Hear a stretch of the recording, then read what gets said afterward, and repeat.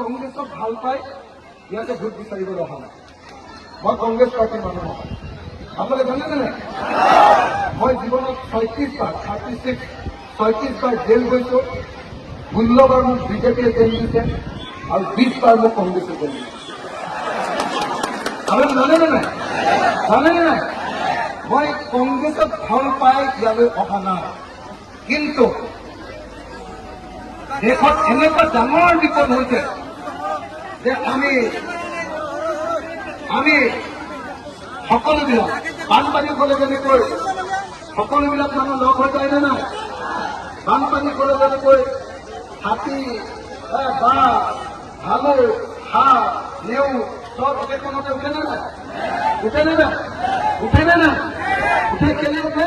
কাৰণ একেলগতে মানুহ বাচিব লাগে, হয়নে? হয়নে নহয়? এতিয়া বিজেপিৰ এটা বানপানী আনিছে, আৰু এটা বানপানী আনিছে।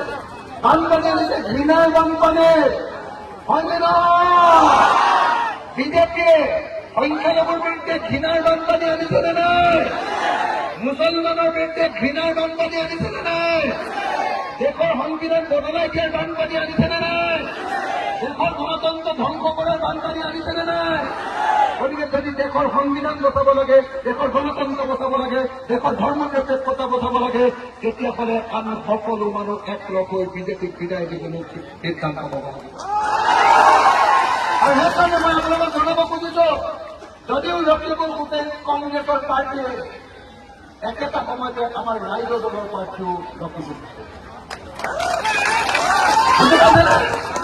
আমাৰো কেণ্ডিডেট লখিমপুৰ হৈছে, এজেপিৰো কেণ্ডিডেট লখিমপুৰ হৈছে, CPIৰো কেণ্ডিডেট লখিমপুৰ হৈছে, CPM